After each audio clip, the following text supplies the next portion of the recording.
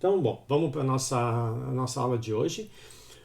O assunto é algo que já apareceu em diversas aulas e que a gente até trabalhou na área passada, que está relacionado a essas identidades que surgem entre respostas termodinâmicas conhecidas como relações de Maxwell, né? Então, voltando um pouco, né, respostas termodinâmicas. Então, como o nome diz, é uma reação do sistema a uma perturbação. A gente modifica uma das quantidades termodinâmicas, um dos parâmetros que caracterizava o estado que o sistema estava.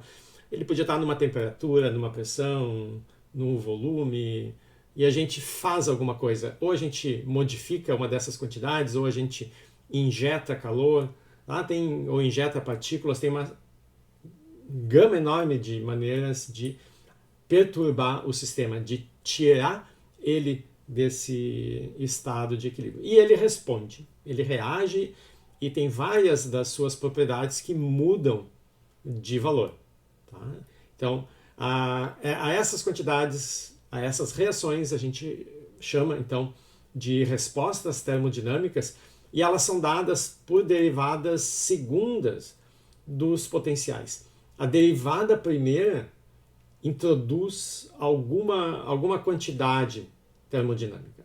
Então, se vocês pensam lá na energia, na representação de energia, as derivadas dessa função, né, que depende de S, de V e de N, das variáveis extensivas, quando a gente faz a derivada de U em relação a cada uma dessas quantidades, surge uma nova variável, que são as quantidades intensivas. Então, a primeira derivada é sempre alguma quantidade associada ao estado do sistema, a uma variável de estado. Se eu não pegar a energia, pegar um dos outros potenciais, o que a gente fez para sair da energia para passar para um dos outros potenciais termodinâmicos?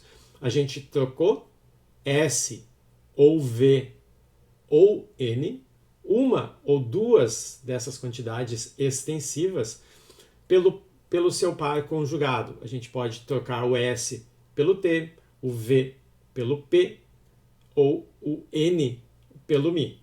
Podemos fazer duas dessas substituições. Então, a gente tem diversos potenciais termodinâmicos, como a energia, que só introduz na primeira derivada variáveis intensivas, e os outros misturam. Tá? Então, a gente consegue, dependendo do potencial que pega, ter acesso a várias quantidades características do sistema pela primeira derivada. Tá? Agora, se a gente tenta estudar como essas quantidades mudam, isso é a segunda derivada. Então, eu pego um potencial, calculo a primeira derivada, obtenho alguma quantidade termodinâmica. Calculo a segunda derivada, eu vou obter a variação dessa quantidade termodinâmica, que é a nossa resposta.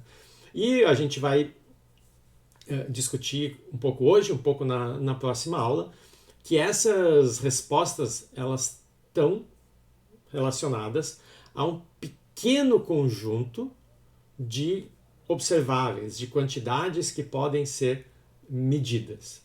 Então, essa discussão ela é específica da próxima aula. Tá? Então, na próxima aula, a gente vai pegar vários dos exemplos de derivadas que vão aparecer hoje, e o objetivo vai ser escrever em termos de outras quantidades também mensuráveis. Essas derivadas segundas, essas respostas termodinâmicas, elas são em si já mensuráveis. Mas o fato da gente poder relacionar com outras quantidades também mensuráveis é interessante, tá? Pelo que a gente vai discutir agora em seguida. Então, outro tipo de relação entre respostas vem do fato de que nem todas as derivadas segundas são independentes.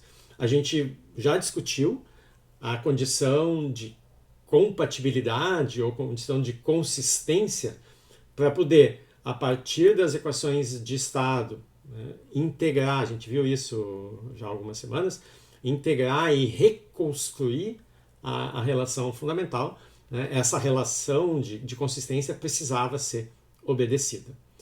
Ou seja, é como se aquele conjunto de equações de estado fossem obtidos a partir da mesma relação fundamental. Né? Se eu pego uma equação de estado do gás ideal e outra equação de estado lá, sei lá, do gás de Van der Waals, e boto num exercício para vocês e digo qual é a relação fundamental na representação de energia, né, a partir dessas duas equações de estado. Vocês não vão conseguir nunca resolver, porque eu peguei cada equação de estado de um sistema diferente. Eles têm que ser consistentes entre si, ou seja, eles têm que ter sido obtidos, calculados a partir do mesmo sistema, a partir da mesma relação fundamental, para eu poder fazer esse processo de integração e obtenção da relação fundamental. Mas essa condição de consistência, que é simplesmente o fato de que a derivada segunda, ela comuta, eu posso inverter a ordem com que as duas derivadas foram feitas. Derivada segunda implica em duas derivadas, então eu faço uma depois a outra, mas eu posso fazer a outra e depois a uma. Posso inverter a ordem como está aqui. Tá? Então isso vai me gerar derivadas segundas diferentes. Tá? Aqui só por economia eu não estou colocando as quantidades que são mantidas constantes, mas tem. Tá? Então ds vai me dar origem à temperatura, dV vai me dar origem à pressão. Então, na verdade, o que eu estou dizendo aqui é que a derivada da temperatura em relação ao volume não é independente da derivada da pressão em relação à entropia.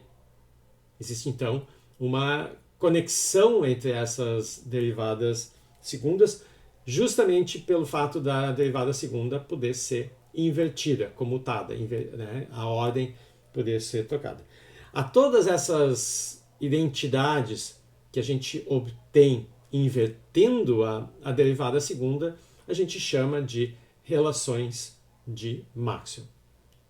Por que essas relações de Maxwell são assim tão importantes? Já que elas vêm de uma propriedade que é trivial. Né? Vocês viram lá no cálculo 2, a ordem das derivadas não é importante, o resultado final é o mesmo. Então, como é que uma condição tão simples assim pode dar origem a consequências, a implicações importantes?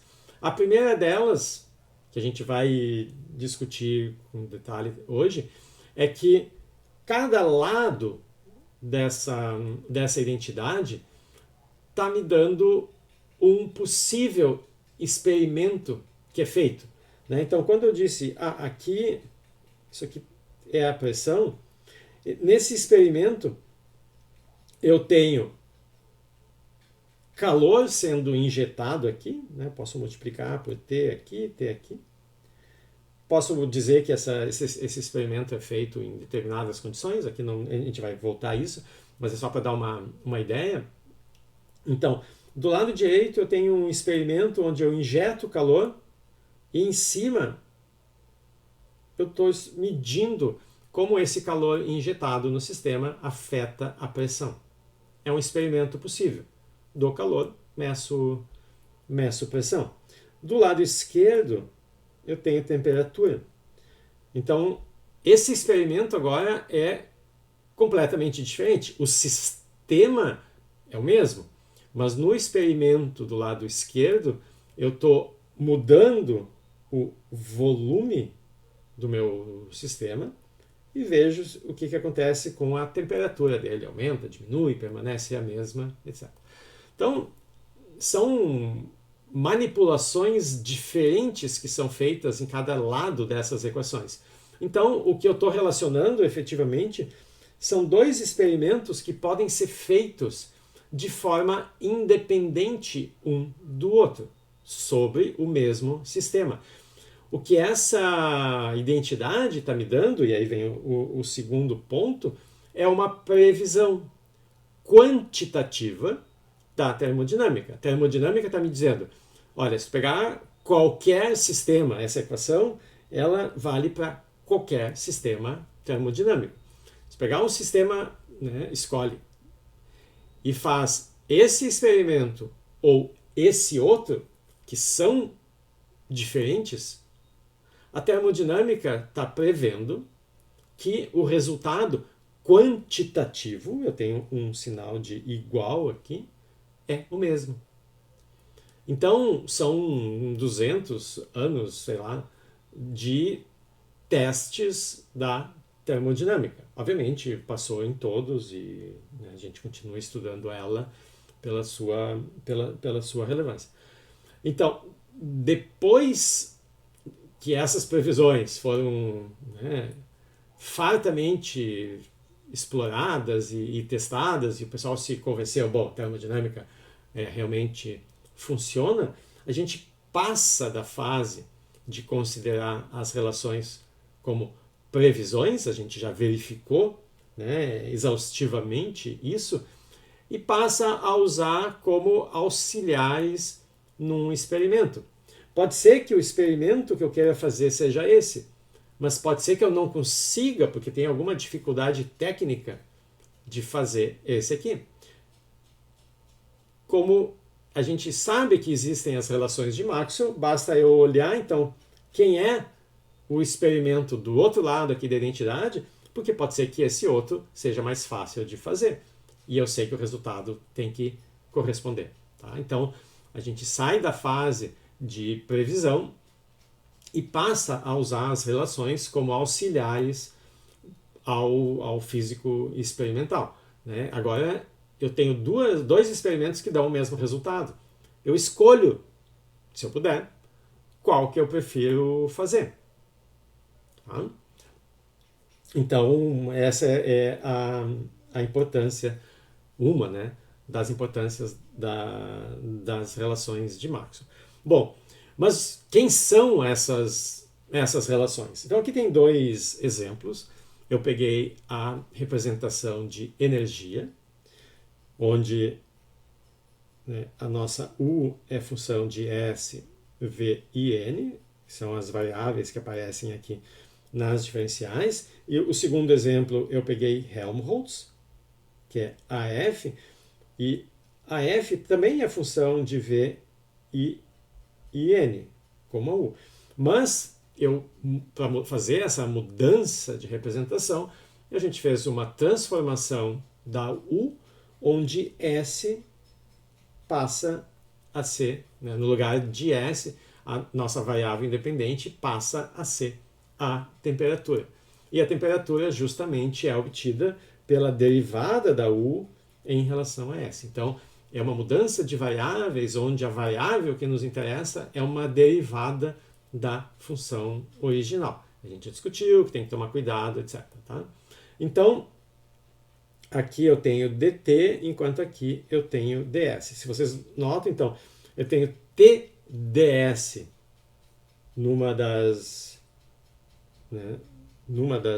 equações, e quando eu faço a transformada, essas duas quantidades, o t e o s, trocam de papel, né? Então, onde tinha tds, agora eu tenho sdt, papéis trocados. Tá? Bom, a partir dessa diferencial, para qualquer uma delas, eu posso escrever as relações de Maxwell obtidas a partir desse diferencial. Então, todos os coeficientes que aparecem aqui, T, P e μ, são as primeiras derivadas desse potencial. O T vai ser du ds, o menos P vai ser du dv, o μ vai ser du dn. Tá? As definições dessas variáveis intensivas. Então, numa diferencial total, o coeficiente aqui vai ser justamente a derivada da função u, no caso, pelo correspondente parâmetro que está aqui na diferencial, né, pela correspondente variável independente. Tá? Mesma coisa para Helmholtz. Esse menos S aqui é dF dt. O menos P é dF dV e o mais μ é dF dN. Tá? Então, esses coeficientes já são as derivadas primeiras aqui. Para construir as relações de Maxwell, a gente vai olhar pares dessas quantidades. Esses são os 3 pares que eu posso formar. Cada um deles vai dar origem a uma dessas 3 relações de Maxwell que eu escrevi aqui. Tá? Então, vamos olhar esse par. Se eu quero construir as derivadas segundas, elas têm que ser derivadas cruzadas, né, para eu poder, mistas, para eu poder inverter a ordem.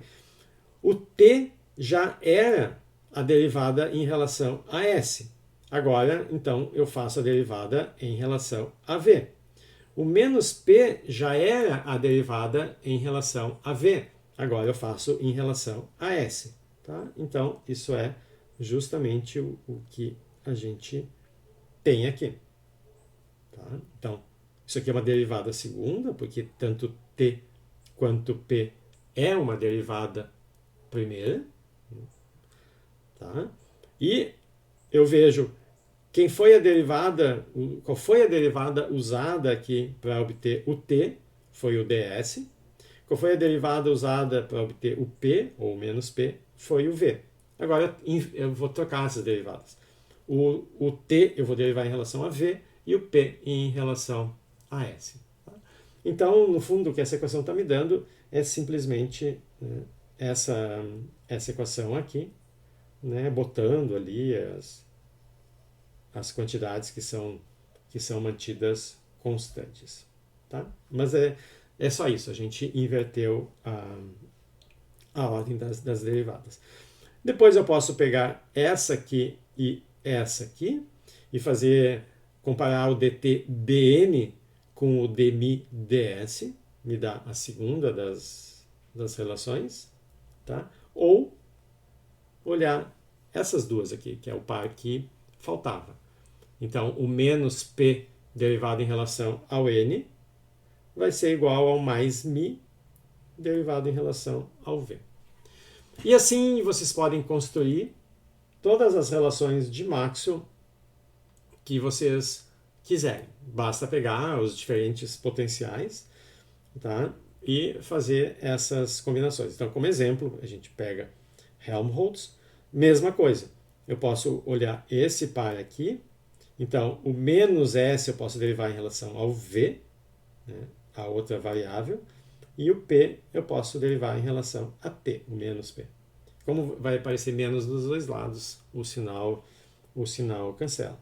Então, o ds dv vai ser igual ao dp dt. Tá? Então, agora eu tenho derivadas que não apareciam antes, né, porque as variáveis são outras. E assim por diante. Depois eu posso comparar essas duas aqui e, finalmente, essas duas aqui.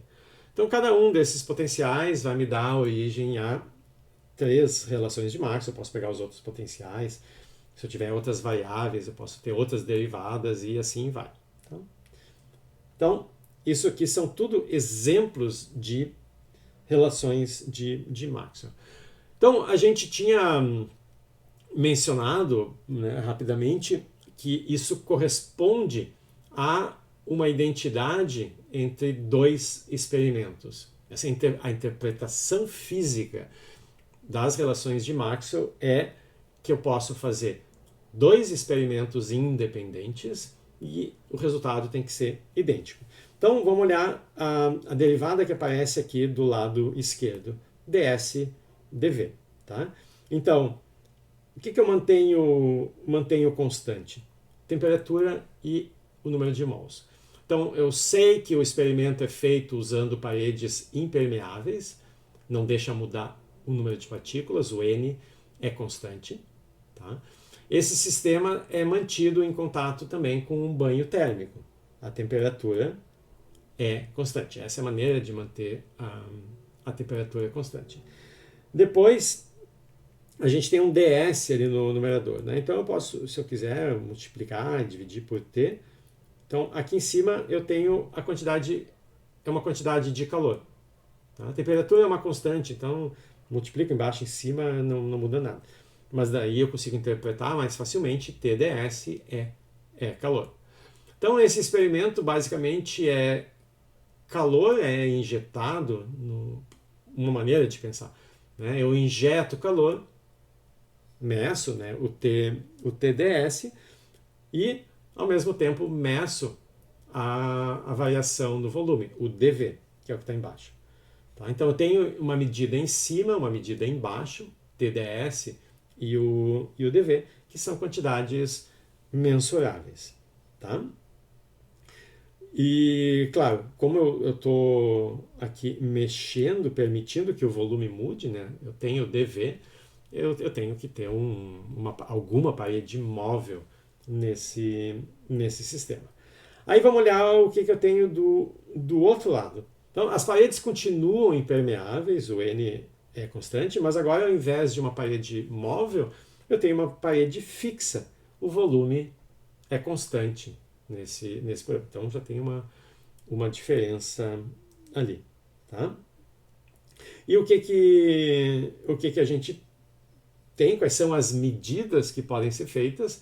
Então, ao invés de medir calor e variação no volume, a gente vai medir variações na temperatura provocadas por variações na pressão. Tá? Eu vou medir o dT e o dP. Tá? Não tem uma ordem, eu posso medir, ao invés de mudar a pressão e medir a variação na temperatura, eu posso mudar a temperatura e medir a variação na pressão. Não importa, são duas quantidades que a gente pode medir. O importante aqui é que essas medidas são diferentes. Tá? Medir calor às vezes é complicado, medir o TdS é complicado, porque nem sempre o calor vai direto para o sistema que a gente está estudando. Uma coisa é um problema de física, outra coisa é uma situação real, um experimento. O calor ele vai ser em parte absorvido pelas próprias paredes. As paredes fazem parte do sistema. Aqui normalmente a gente desconsidera, mas elas fazem parte. E isso é algo que pode ser complicado de medir. Então pode ser mais interessante fazer essa medida aqui, porque medir temperatura, pressão é mais simples, e com esse resultado obter informação sobre essa função, né? Sobre a entropia, por exemplo, do sistema. Então o ponto é esse. Relações de Maxwell, elas me dão uma conexão entre dois experimentos que são feitos com o mesmo sistema físico, mas o experimento em si, a medida em si, é completamente diferente em cada um dos casos. Bem, a gente vai usar, onde que a gente vai usar, né? A gente não está fazendo experimentos aqui, a gente discutiu aqui no início da aula que essas razões aqui para que as relações de Maxwell sejam importantes na termodinâmica, e essas duas razões aqui elas estão relacionadas a experimentos. A gente não vai fazer experimentos. Então, do ponto de vista teórico, qual é o interesse nas relações de Maxwell? Como a gente vai ver na próxima aula, uma resposta termodinâmica, ela pode, qualquer uma dessas tantas que vocês veem aqui, né, cada derivada dessas é uma resposta, a gente vai ver que é possível pegar cada uma dessas derivadas e escrever em termos de um pequeno número de respostas. Como se fosse uma base. Né? Eu vou escolher quais são aquelas respostas que eu tenho tabeladas. Existem tabelas e tabelas de dados para inúmeros sistemas. Tá?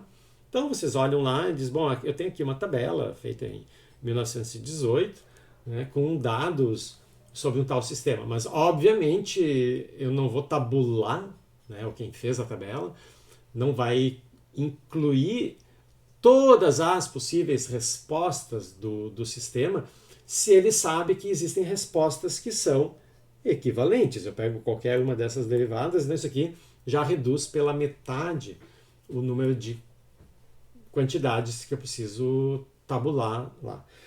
O que a gente vai ver na próxima aula é que essas respostas termodinâmicas elas vão poder ser escritas usando um pequeno número de respostas. É como se eu tivesse um pequeno número de respostas independentes e as outras todas vão ser escritas em termos desse conjunto que eu escolhi. Tá? Inclusive esse conjunto a gente até já discutiu, era o alfa, o CP e o KT, que apareceu numa das aulas passadas. Nesse processo de identificar qualquer uma dessas derivadas aqui com esse pequeno conjunto, a gente vai ter que fazer algum tipo de manipulação dessas derivadas, a gente vai usar as relações de Maxwell muito. Tá? Então, elas vão ser úteis na hora de reduzir uma derivada qualquer dessas aqui a um conjunto bem limitado de respostas bem conhecidas. Tá? Então, as relações de Maxwell vão ser importantes também nos cálculos. Né? Em resumo, é isso que eu estou dizendo, elas vão ser importantes nos cálculos que vão vir em seguida. Como elas são importantes e aparecem muito, existe uma maneira da gente lembrar dessas relações, é o chamado quadrado de Born. Tá? É um mnemônico, algo que a gente usa para lembrar. Tá? Claro, a gente tem o Google, tem uma série de outros instrumentos usados hoje para lembrar de coisas, e esses mnemônicos não precisam ser usados. Mas, para quem trabalha muito com isso, tá? e não tem uma memória muito boa, né? Como é o meu caso, no caso da memória não boa, não que eu trabalhe usando essas relações, a gente esquece. Então, é comum vocês encontrarem no monitor, né, das pessoas um monte de papelzinho com aquelas coisas que as pessoas usam toda hora. Então, pode ser o caso desse quadrado de Born. Então, aqui vocês veem que nos lados, né, eu tenho os potenciais, aqueles potenciais mais comuns.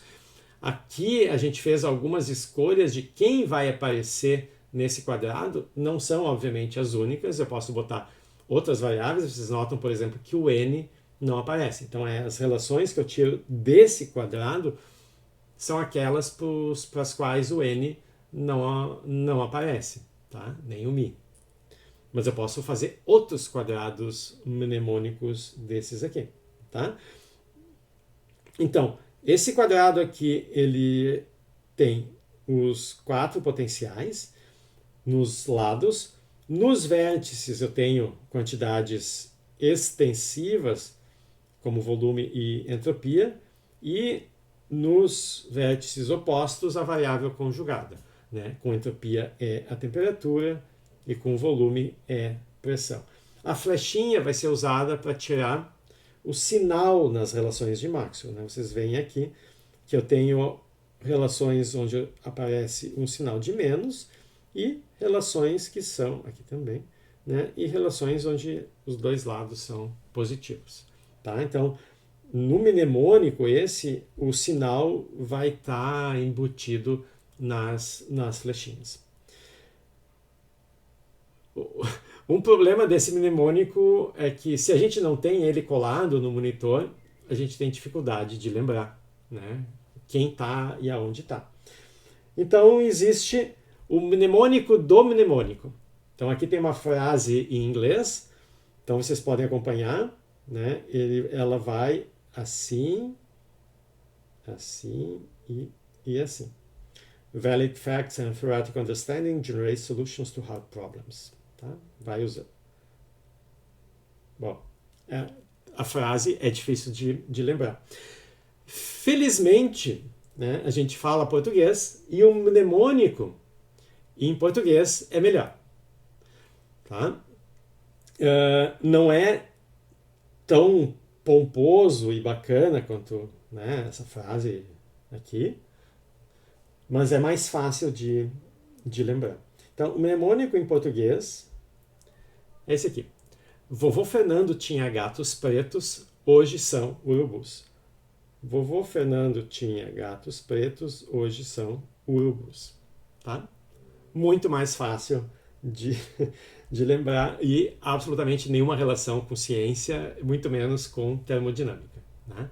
Ao contrário dessa frase legal aqui e bacana. Tá? Então, vocês podem fazer uma camiseta, vovô Fernando tinha gatos pretos, hoje são urubus, e dizer, né, e serem acusados de cola numa prova de termodinâmica. Tá? Eu tenho que fazer uma camiseta como essas, é verdade. Eu tinha pensado. Bom, tá bem? Então, o mnemônico é bacaninha, legal, assim, a gente acaba, na hora que está fazendo um monte de exercício, é bom ter ele do ladinho para lembrar das relações de Maxwell. Então, vamos ver como que se usa esse quadrado de Born, assim, como é que o vovô Fernando nos ajuda. Então, a ideia é a seguinte. Vamos supor que apareça uma derivada, né, dv ds com p constante. Vamos ver se ela é uma daquelas que aparece no...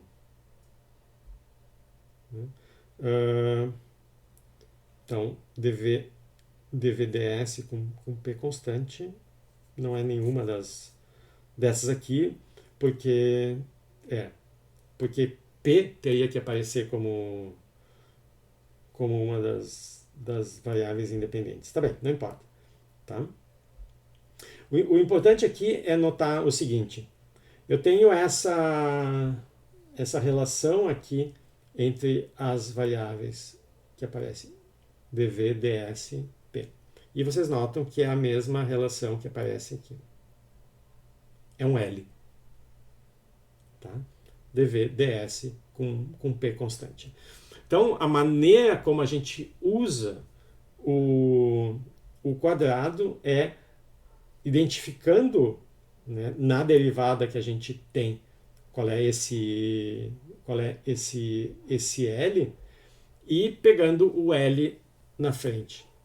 Então, o que nos importa aqui agora é o dt dp com S constante. Então, isso aqui vai ser igual a dt dp com S constante. Tá? É o que está aqui embaixo. Tá? Eu ainda não usei as flechinhas. Tá? Daqui a pouquinho eu já digo como é que entram as flechinhas. Tá? Mas a ideia é simplesmente essa. Eu pego esse L e aí olho lá no quadrado qual é o L que está na frente dele. Esse aqui. Tá? E aí, numerador, denominador e a variável pendurada do lado de fora. Como eu posso girar esse quadrado, né? Vamos fazer agora um giro de 90 graus. Tá? Então, esse S vem para cá, esse V vem para cá, e assim por diante. Tá? Ou vocês simplesmente giram a tela, né? E olham de lado, tem que ser para cá, tá? Olham de lado. Então, vamos supor agora que a nossa derivada seja essa aqui, ds dp com t constante. E eu quero saber qual é o par na relação de Maxwell. Então, vou pegar o L que está na frente e vou comparar. Tá? Então, o ds dp com t constante, tá? Vai ser igual ao dv dt com p constante, o que está aqui. Ainda não discutimos o sinal. Tá? Então, no primeiro caso, no primeiro exemplo, a gente usou o quadrado do jeito que ele está aqui no desenho, de pé. Aí eu tenho uma flecha para cima, uma flecha para cima. Tá? Eu desenhei elas separadas aqui. No segundo exemplo, como a gente girou isso aqui de 90 graus, as flechas agora elas ficaram assim. Uma para cima, uma para baixo. Tá? Porque eu estou olhando de lado isso aqui. Quando a gente construir uma relação de Maxwell usando o quadrado, tá? E as flechas não fizerem a mesma coisa, se uma sobe e a outra desce, é porque tem um sinal de menos. Se as duas sobem ou as duas descem, aí é um sinal de mais. Tá? É só isso. Eu posso olhar isso aqui de cabeça para baixo também, né? Posso olhar assim, ds dv com t constante vai ser igual a dp dt com v constante. Então, essa é uma maneira de recuperar, de reconstruir as derivadas. A outra é simplesmente escrever a primeira diferencial aqui, escrever isso aqui e fazer justamente o que a gente fez.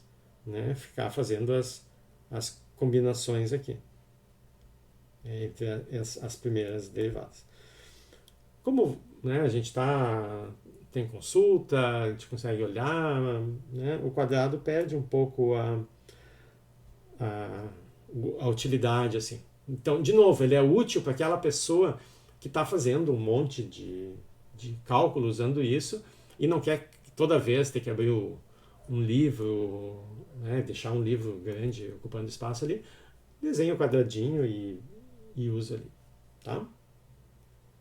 O objetivo mesmo é poder mostrar ao vovô Fernando tinha gatos pretos, hoje são urubus. Bem, tá?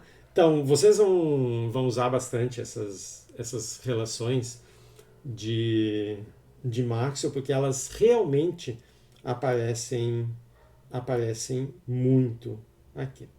Então, vamos fazer um exemplo. Para terminar, a aula de hoje é curtinha. Tá?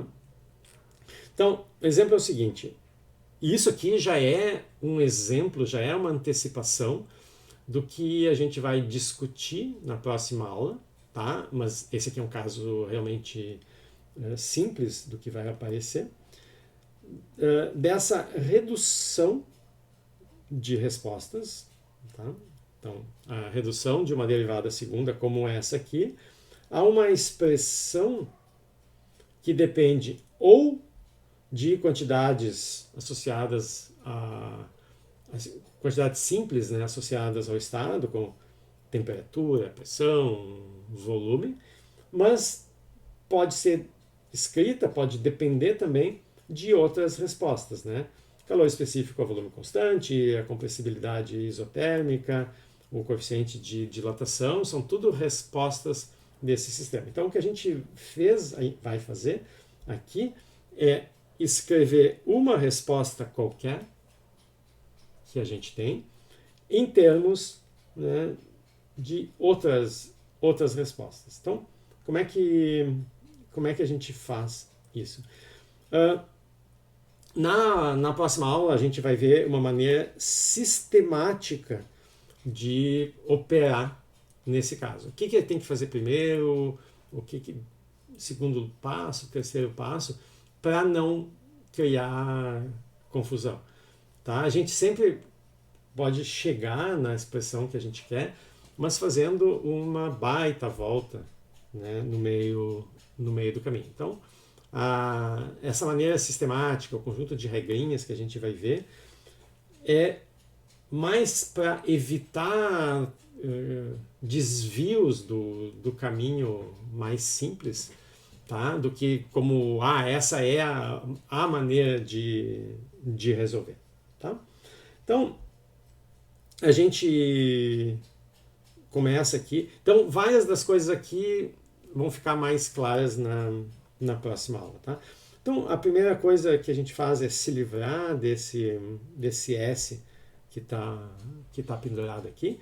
Então, a gente usa aquela propriedade das derivadas parciais que eu consigo escrever essa derivada como a razão de duas derivadas parciais, onde o S, ou a quantidade que tiver aqui, ela acaba passando para o numerador, nos dois casos. Tá?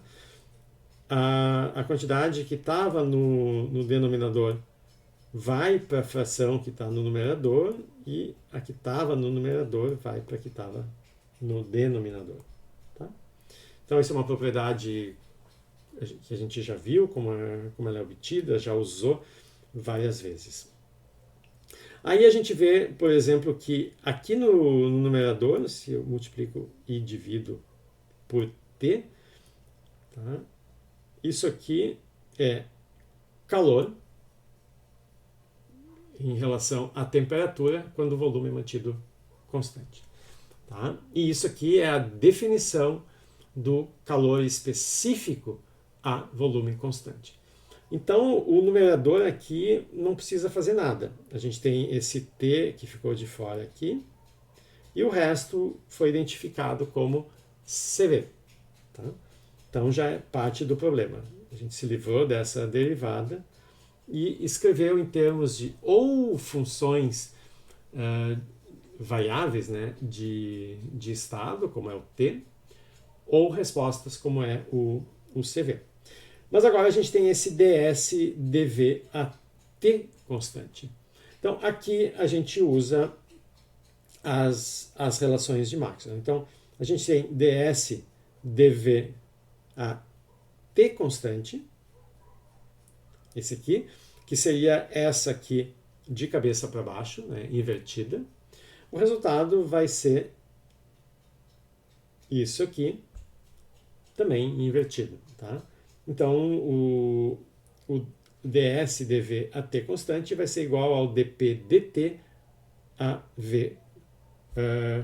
Então, ds dv a t constante vai ser igual a dp dt a v constante.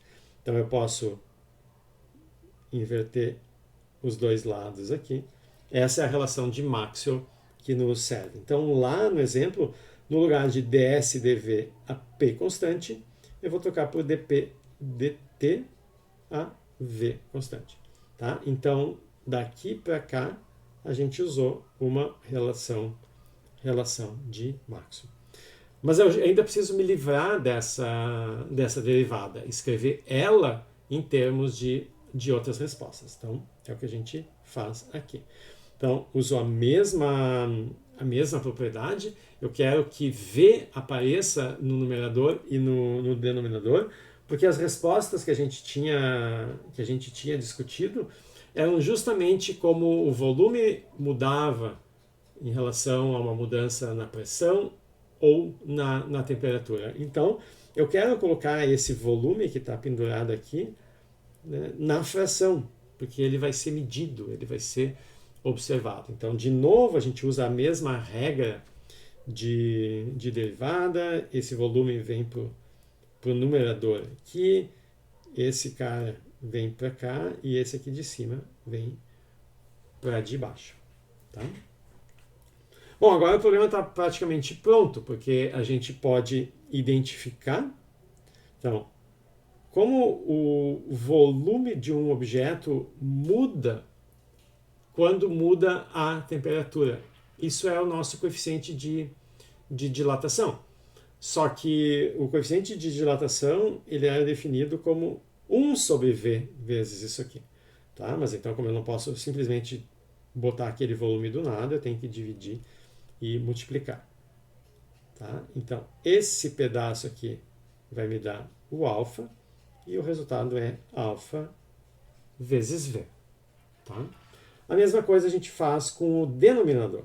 Aqui eu tenho a variação do volume quando a pressão aumenta ou diminui. Essa quantidade aqui, num processo isotérmico, é a compressibilidade isotérmica. Tá? Então, de novo, eu coloco aqui 1 sobre V, porque essa é a definição do kappa, mas não posso botar só ali embaixo, então tem que botar aqui em cima. Tá? E o kT, a compressibilidade, ele para ser positivo, ele era definido com um sinal de menos. Tá? Então, aqui embaixo eu tenho esse V, que está aqui, e o resto, 1 sobre V dV dP a t constante, é menos kT. Tá? Então, aqui eu basicamente usei as definições. Eu tive que botar o V nos dois casos, porque essas quantidades são definidas como variações percentuais, mas esse volume, então, se cancela, esse menos se cancela, e essa derivada é simplesmente alfa sobre kT. Boa parte dos problemas que a gente vai resolver, em algum passo lá no meio, vai acabar aparecendo esse cara. Tá? Bom, mas esse cara a gente acabou de ver o que fazer com ele. Ele vira alfa sobre kT. Tá? Então, vocês não vão precisar fazer de novo, né? Mas essa identificação aqui vai aparecer bastante. Então, aqui no lugar desse dp dt AV constante, a gente troca por alfa sobre kT, que está aqui embaixo, e para passar para cima, ele inverte, né? Então aparece kT sobre alfa e o CV sobre T, que já estava lá. Então é isso que a gente queria mostrar. A gente reduziu essa derivada segunda aqui, essa resposta termodinâmica, a uma expressão que depende ou de funções de estado ou de outras respostas, que também dependem, em princípio, do estado onde está o sistema. Sei lá, o calor específico vai ser 1 para cada, em princípio, né, para cada temperatura, para cada pressão. A mesma coisa vale para a compressibilidade e para o coeficiente de dilatação. Então, essas quantidades dependem também do estado onde o sistema está, além da nossa expressão para essa derivada também poder depender explicitamente do estado que o sistema está. Então, vocês notem que a gente não supôs nada sobre quem vai obedecer ela. Então, como não tem nenhuma suposição, essa expressão aqui vale para qualquer sistema termodinâmico, em equilíbrio, etc. Tá? Então, esse é o resultado importante, porque justamente ele vale para todos os sistemas em equilíbrio. Tá? Então, isso é um exemplo do processo de redução de derivadas que a gente vai então ver na próxima aula em detalhes. E nunca é demais enfatizar o quanto é importante a gente não só colocar no início, mas manter ao longo dos problemas quem são as quantidades que são mantidas constantes aqui. Então, essa aqui, que está do lado direito, foi justamente a que a gente calculou. E o resultado deu isso aqui. Essa aqui, a diferença é mínima. É o mesmo dV dt. Só que num caso mantém S constante, no outro caso mantém P constante. Se eu não carrego explicitamente quem é essa quantidade, eu vou acabar gerando confusão, me enganando e errando. Tá?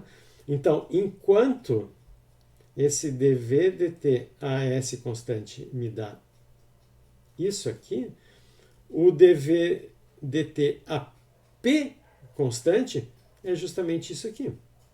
E vai me dar ∝V, que são quantidades absolutamente diferentes. Tá?